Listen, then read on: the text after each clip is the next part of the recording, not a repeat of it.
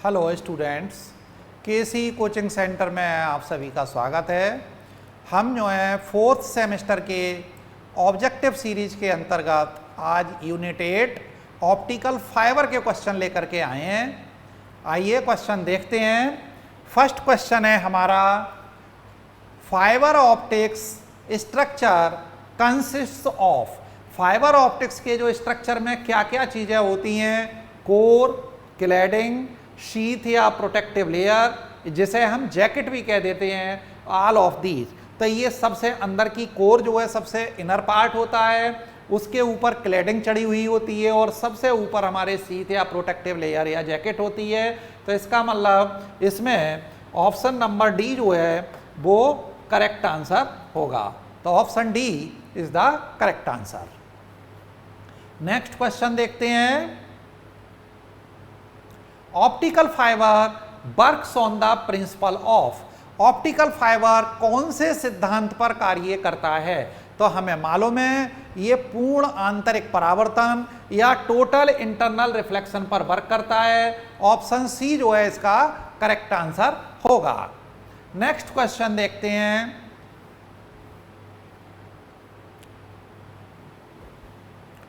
Is the principle of fibre optical communication. इनमें से कौन सा जो है ऑप्टिकल फाइबर कम्युनिकेशन का सिद्धांत है?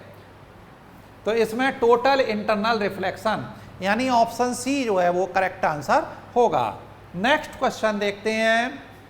If the refractive index for core is n1 and refractive index for cladding is n2, then तो हमें मालूम है कोर का रिफ्रैक्टिव इंडेक्स हमेशा क्लैडिक के रिफ्रैक्टिव इंडेक्स से ज्यादा रखते हैं, तो n1 is greater than n2।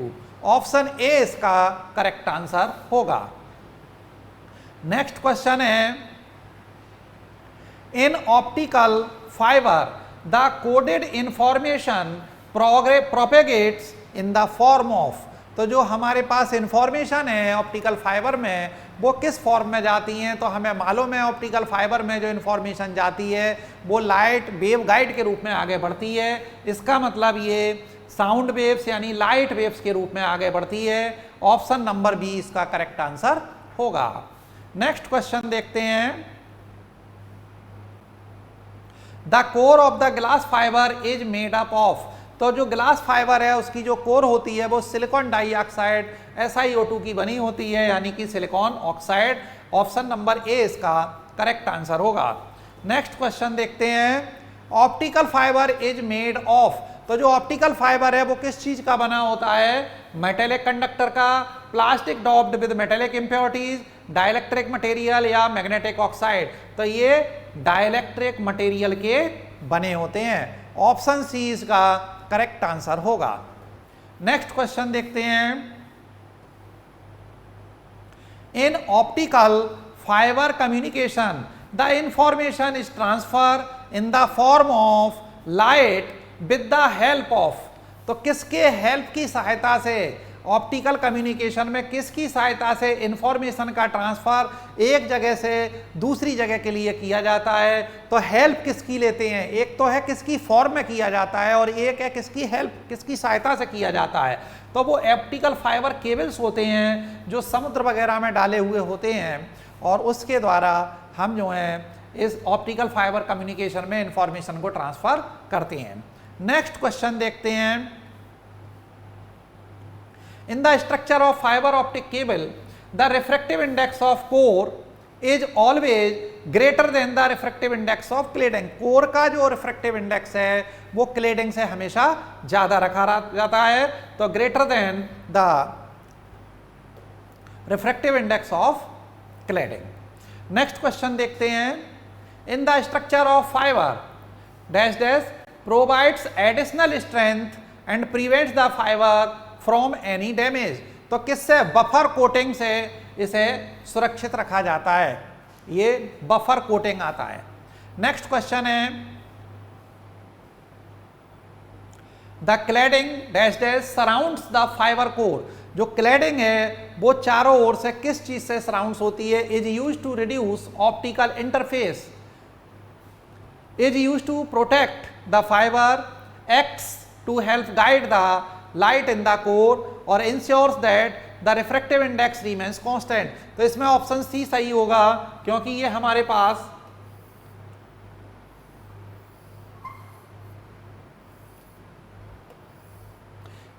Pass cladding होती है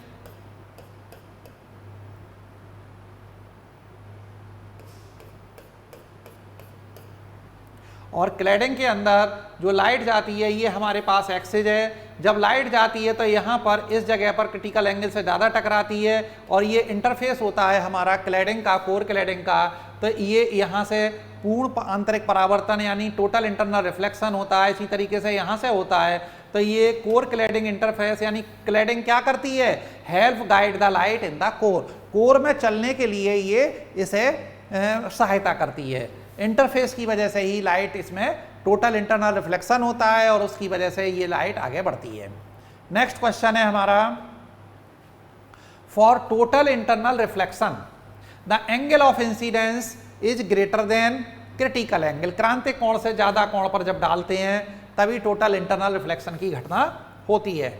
next question, the angle of incidence is equal to critical angle then angle of reflection will be. तो ये क्वेश्चन हमने कराया हुआ है। ये अगर हमारे पास ये क्लैडिंग है और ये हमारे पास कोर है, इसका रिफ्रैक्टिव इंडेक्स n1 है, इसका n2 है और कंडीशन होती है n1 ग्रेटर देन n2। और जब ये कोई किरण है हमारे पास, कोई भी किरण जो है वो क्या आ रही है, ये क्रिटिकल एंगल पर आ रही है, थीटा सी एंगल पर जा रही है, तो ये बिल्कुल इंटरफेस के अलोंग चली जाती है, तब यहाँ पर रिफ्रैक्शन एंगल जो बनता है वो 90 डिग्री का बनता है। तो इसमें 90 डिग्री यानी ऑप्शन डी इसका करेक्ट आंसर होगा। नेक्स्ट क्वेश्चन देखते हैं, on the basis of refractive index profile of core and light propagation inside the core there are. तो रिफ्रैक्टिव इंडेक्स के आधार पर जो फाइबर ऑप्टिक्स को हमने डिवाइड किया है, 3 टाइप्स ऑफ ऑप्टिकल फाइबर्स हमें मालूम है। 3 टाइप्स होते हैं ऑप्टिकल फाइबर के। कौन कौन से होते हैं, single mode step index fibre, single mode वो मल्टी मोड स्टेप इंडेक्स और ग्रेडेड। 3 तरह के हमारे पास फाइबर होते हैं। नेक्स्ट क्वेश्चन है, the term single mode and multi mode are. Single mode और मल्टी मोड का मतलब क्या होता है, the number of fibres placed into a fibre optic cable या the number of voice channels each fibre can support या number of wavelengths each fibre can support.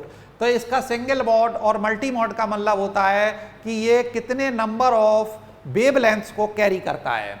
तो इसका मतलब ऑप्शन नंबर सी इसका जो है वो करेक्ट आंसर होगा।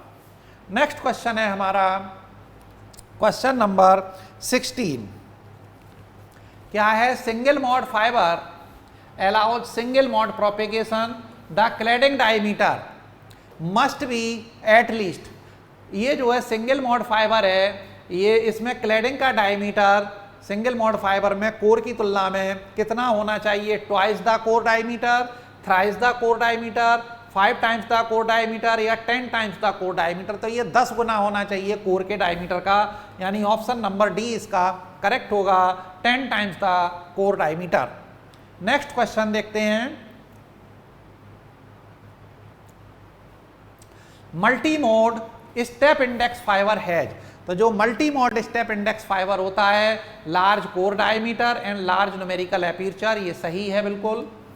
इसका कोर डायमीटर भी ज़्यादा होगा और कोर डायमीटर ज़्यादा है तो अपर्चर भी ज़्यादा होगा। Large core diameter and small numerical aperture, small core diameter large numerical aperture और small core diameter and small negative.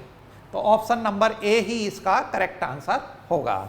Next question देखते हैं, the information transmission capacity is मोर।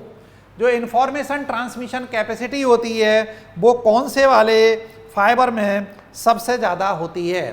तो हमें मालूम है ये सिंगल मोड ऑप्टिकल फाइबर होता है, इसमें ट्रांसमिशन कैपेसिटी सबसे ज़्यादा होती है। नेक्स्ट क्वेश्चन है, the refractive index varies in graded index fibre. जो ग्रेडेड इंडेक्स फाइबर है उसमें किस तरीके से, तो हमें मालूम है, देखो ये इस तरीके का होता है, ये हमारे पास कोर है और ये इस तरीके से ये हमारे पास क्लैडिंग है, ये क्लैडिंग है। तो इसके अंदर क्या होता है, ये रेडियली यहाँ से रिफ्रैक्टिव इंडेक्स इधर की साइड में रेडियली चेंज होता जाता है। कोर पे जो एक्सिस है वहाँ सबसे ज़्यादा रिफ्रैक्टिव इंडेक्स होता है और जब क्लैडिंग की ओर बढ़ते हैं तो हर लेयर का रिफ्रैक्टिव इंडेक्स चेंज होता जाता है, घटता जाता है। नेक्स्ट क्वेश्चन है the light gathering capacity of light is called, तो ये हमने डेफिनेशन याद कराई है, ये होती है न्यूमेरिकल एपर्चर की डेफिनेशन होती है। नेक्स्ट क्वेश्चन हमारा the other name for a maximum external incident angle is, तो ये क्या कहलाता है, अदर नेम वेव गाइड का ये क्या कहलाता है, एक्सेप्टेंस एंगल कहलाता है।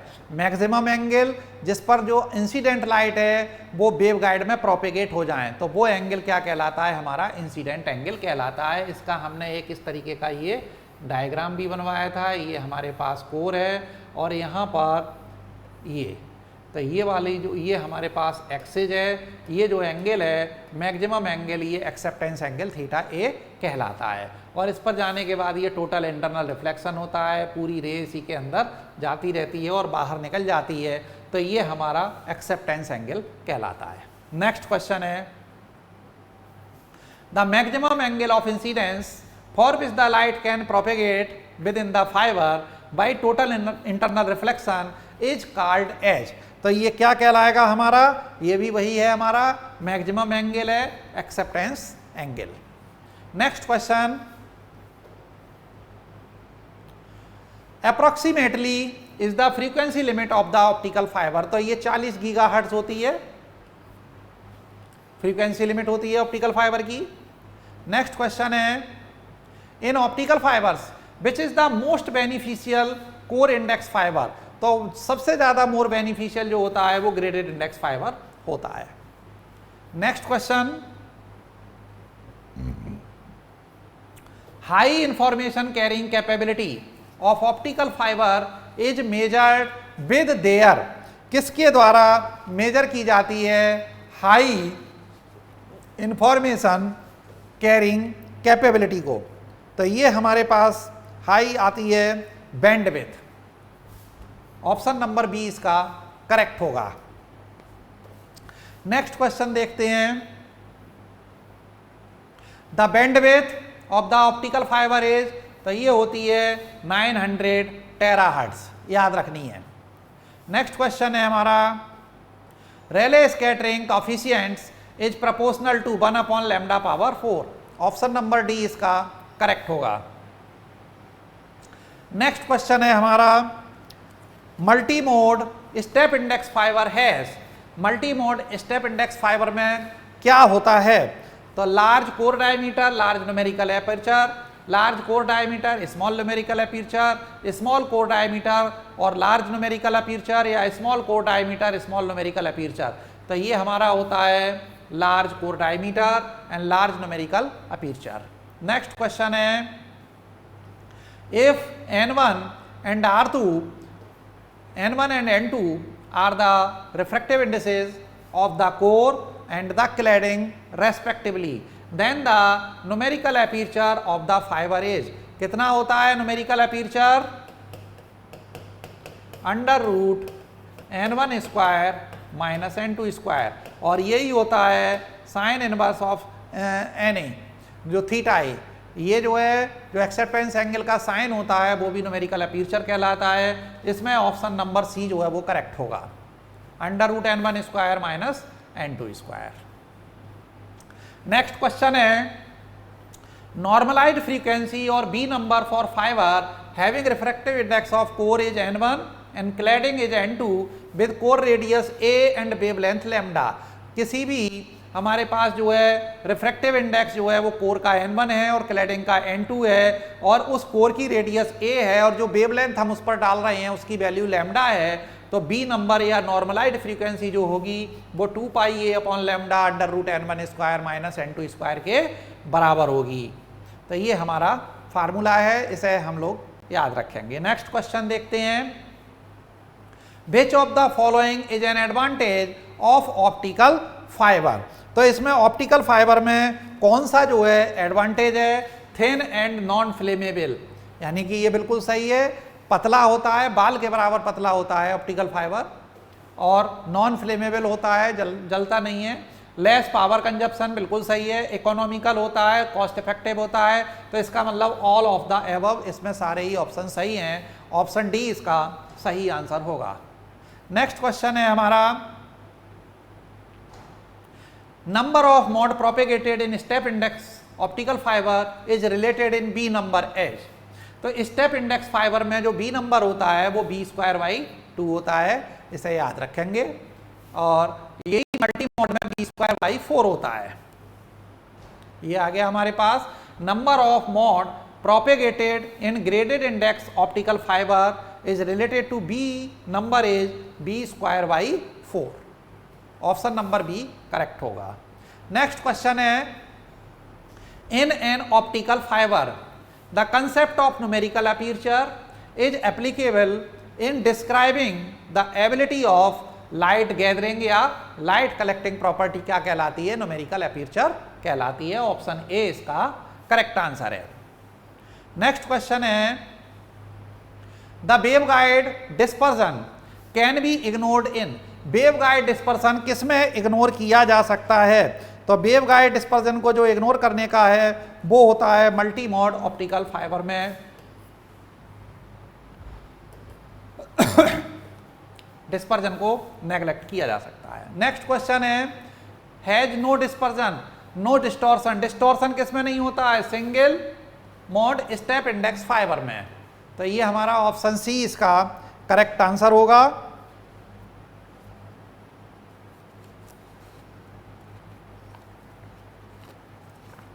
नेक्स्ट क्वेश्चन देखते हैं, the major causes of the attenuation radiation in optical fibre. तो ऑप्टिकल फाइबर में जो मेजर कॉज होता है एटीन्यूएशन का वो होता है रेले स्कैटरिंग। नेक्स्ट क्वेश्चन देखते हैं,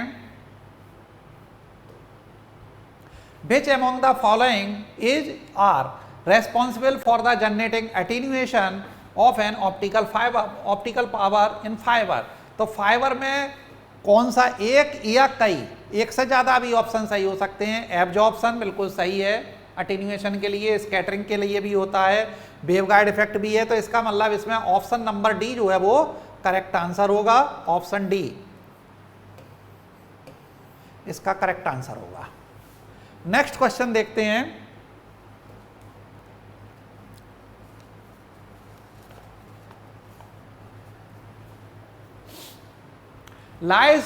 light incident on fibers of angles, the acceptance angle do not propagate into the fiber।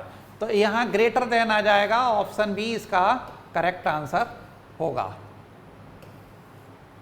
Option B. Light incident on fibres of angles greater than the acceptance angle do not propagate into the fibre. अगर जो acceptance angle के अंदर जितनी raise आएंगी, light rays आएंगी, वही total internal reflection करेंगी, बकाया टोटल इंटरनल रिफ्लेक्शन नहीं करेंगी। तो ग्रेटर देन सही आंसर है इसका। नेक्स्ट क्वेश्चन देखते हैं, multi mode step index fibre has a large core diameter of range as. तो जो multi mode step index fibre होता है उसका कोर डायमीटर कितना होता है, तो इसमें कोर डायमीटर जो आएगा वो 100 से लेकर के 300 माइक्रोमीटर तक होता है, 100 to 300 माइक्रोमीटर। नेक्स्ट क्वेश्चन है हमारा, अटेन्यूएशन या loss in fibre of length L kilometre is, क्या आएगा यहाँ पर, इनमें ऑप्शन से देखना है, where P in is input power and P out is the output power.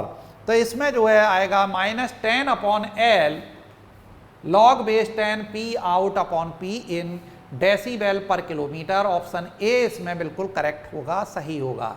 ये लॉस वाली बात है, लॉस के लिए माइनस का चिन्ह आता है। अगर अटेन्युएशन कॉफिशिएंट पूछ लेता जिसे हम अल्फा से रिप्रेजेंट करते हैं तो माइनस नहीं आता, पूरा ऐसे के ऐसे ही आ जाता। लेकिन अटेन्युएशन पूछा है, कॉफिशिएंट नहीं पूछा है। नेक्स्ट क्वेश्चन देखते हैं। In optical fibre numerical aperture is the defined as sine of. तो न्यूमेरिकल एपर्चर जो होता है वो किसका साइन होता है? तो numerical aperture is the sine of acceptance angle sine theta A. तो एक्सेप्टेंस एंगल इसका करेक्ट आंसर होगा। नेक्स्ट क्वेश्चन देखते हैं। Which of the following is correct? इनमें से कौन सा करेक्ट आंसर है? Cladding is for providing greater strength. जो क्लैडिंग है वो ग्रेटर स्ट्रेंथ के लिए प्रोवाइड कराती है? नहीं, ऐसा नहीं है, ये टोटल इंटरनल रिफ्लेक्शन में हेल्पफुल होती है। Core has higher refractive index than cladding. Core का रिफ्रैक्टिव इंडेक्स जो है वो क्लैडिंग से ऊंचा होता है, ये बिल्कुल सही बात है। ऑप्शन बी ही इसका करेक्ट आंसर होगा। नेक्स्ट क्वेश्चन देखते हैं। Numerical aperture of the optical fibre depends on. तो जो न्यूमेरिकल एपर्चर है ऑप्टिकल फाइबर का वो किस चीज पर डिपेंड करता है? तो न्यूमेरिकल एपर्चर जो है diameter of the fibre, acceptance angle, critical angle या refractive index of the core material. तो न्यूमेरिकल एपर्चर जो है वो एक्सेप्टेंस एंगल का साइन होता है, इसका मतलब ये बी पर ही, ऑप्शन बी सही है, एक्सेप्टेंस एंगल पर ही निर्भर करेगा। नेक्स्ट नंबर देखते हैं। The best fibre for long distance communication.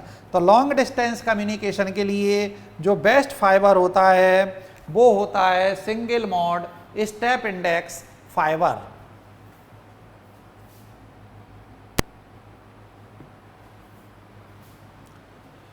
Next question हमारा है। In graded index multi mode fibre the refractive index varies exponentially, linearly, parabolically या नन। तो वैसे तो इसमें रेडियली आता है, रेडियली या पैराबोलिकली, ये दोनों ऑप्शन जो है करेक्ट होंगे। या तो रेडियली कह सकते हैं या पैराबोलिकली, क्योंकि ये जो फिगर आता है वो इस तरीके से आता है। ये कोर है हमारी और ये क्लैडिंग है, तो इस तरीके से आता है। तो ये से हम रेडियल भी कह सकते हैं और पैराबोलिक भी कह सकते हैं। नेक्स्ट क्वेश्चन है हमारा। Multi mode step index fibre has. तो जो multi mode step index fibre होता है उसमें क्या होता है? लार्ज कोर डायमीटर होता है और लार्ज न्यूमेरिकल एपर्चर होता है। करेक्ट है।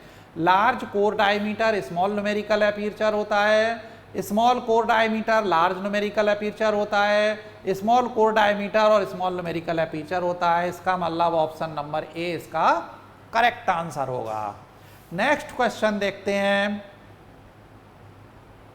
Which one of the following type does not exist in the optical fibers? इनमें से कौन सा एक ऐसा है जो ऑप्टिकल फाइबर में एग्जिस्ट नहीं करता है? तो single mode step index fibre होता है, single mode graded index fibre नहीं होता है, और उसके अलावा multi mode step index fibre भी होता है, multi mode graded index fibre भी होता है। इसका मतलब इसमें ऑप्शन नंबर बी जो है वो करेक्ट होगा। नेक्स्ट क्वेश्चन देखते हैं। The performance of multi mode graded index fibres are better than multi mode step index fibre. सही है। Same as multi mode step index fibre, lesser than और negligible. तो ऑप्शन नंबर ए जो है इसका correct होगा। नेक्स्ट क्वेश्चन है हमारा। फॉर सिंगल मोड फाइबर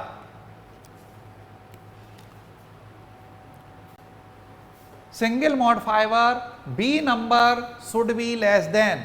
तो जो सिंगल मोड फाइबर होता है उसका बी नंबर हमेशा लेस देन 2.405 होता है और मल्टी मोड का इससे ज़्यादा होता है या ग्रेडेड इंडेक्स का इससे ज़्यादा होता है। नेक्स्ट क्वेश्चन है the types of optical fibres depends on the refractive index, material used, mode of propagation of light या ऑल ऑफ द एबव। तो इसमें ऑल ऑफ द एबव आ जाना चाहिए, हमारा ऑप्शन नंबर डी जो है वो करेक्ट आंसर होगा। नेक्स्ट क्वेश्चन देखते हैं the unit of normalised frequency. Normalised frequency या बी नंबर की कोई यूनिट नहीं होती, ये बी नंबर या नॉर्मलाइज्ड फ्रीक्वेंसी है तो it is a dimensionless quantity. Option number D इसका करेक्ट है। नेक्स्ट क्वेश्चन देखें the relation between numerical aperture N and fractional refractive index change is. तो ये होता है μ1/√2 डेल्टा। ऑप्शन नंबर ए इसका जो है वो करेक्ट आंसर हो जाएगा। नेक्स्ट क्वेश्चन देखते हैं if θm be the maximum angle of incidence for which total internal reflection occurs then sin θm is known as. तो मैक्सिमम एंगल की बात आती है तो वो क्या कहलाता है, एक्सेप्टेंस एंगल कहलाता है। तो sin θm एक्सेप्टेंस एंगल नहीं होगा, ये होगा न्यूमेरिकल एपर्चर। सी सही आएगा इसमें, सी नंबर सही होगा। नेक्स्ट क्वेश्चन देखें the cable attenuation is usually expressed in terms of. जो केबल अटेन्युएशन होता है वो किसकी टर्म्स में शो किया जाता है। तो केबल अटेन्युएशन हमने अभी पीछे देखा था, उसका फार्मूला भी था, ये डेसिबल पर किलोमीटर में मेजर किया जाता है। नेक्स्ट क्वेश्चन है law does a light travelling in air optical fibre follow. Snell's law, Maxwell's law, Huygens law या मिनवेंस लॉ। तो ये स्नेल्स लॉ को फॉलो करता है, ये टोटल इंटरनल रिफ्लेक्शन में भी आता है और sin θi/sin θr बराबर n1/n2 इस तरीके से भी इसे ले लेते हैं। नेक्स्ट क्वेश्चन है हमारा LED are used as light sources in single mode fibres only. ये मल्टी मोड फाइबर्स में केवल यूज की जाती है। वैसे लाइट सोर्स के रूप में फाइबर ऑप्टिक्स में हम LED का भी यूज करते हैं और लेज़र का भी यूज करते हैं, लेकिन LED का यूज हम केवल मल्टी मोड फाइबर्स में ही करते हैं। नेक्स्ट क्वेश्चन है हमारा the loss in signal power as light travels down a fibre is called. तो इसे हम अटेन्युएशन कहते हैं। क्वेश्चन नंबर हमारे 58 का अटेन्युएशन जो है वो राइट आंसर होगा। नेक्स्ट क्वेश्चन है हमारा dispersion is used to describe the. क्या चीज डिस्क्राइब करने के लिए डिस्पर्जन कहा जाता है। तो वर्ण विक्षेपण क्या होता है, सफेद प्रकाश जो श्वेत प्रकाश है, व्हाइट लाइट है, उसे उसके कंपोनेंट्स में तोड़ने का घटना जो कहलाती है वो डिस्पर्जन कहलाती है। तो हम देखते हैं स्प्लिटिंग ऑफ व्हाइट लाइट को तोड़ना इनटू इट्स कंपोनेंट कलर। तो ये सही आंसर है, डिस्पर्जन की डेफिनेशन है। या propagation of light in straight line की जो लाइट है वो सीधी रेखाओं में गति करती है, ये नहीं है। बेंडिंग ऑफ बीम और ये हमारा ऑप्शन ए ही इसका करेक्ट आंसर होगा। नेक्स्ट क्वेश्चन देखते हैं द अटेन्युएशन कोएफिशिएंट अल्फा। तो अल्फा का ऐसे देते हैं 10/L log base 10 P out/P in decibel पर मिलीमीटर। तो थैंक्स फॉर ऑल, वीडियो देखने के लिए सभी का धन्यवाद और उम्मीद है कि सभी को वीडियो बहुत अच्छी लगी होगी, क्वेश्चन सभी को अच्छे से समझ में आ गए होंगे। अगर वीडियो अच्छी लगी हो तो सभी लोग लाइक करें, शेयर करें और अगर मेरे चैनल पर नए हैं तो आप चैनल को सब्सक्राइब कर लें जिससे आने वाली वीडियोस का अपडेट आप तक पहुंच सके। Thank you.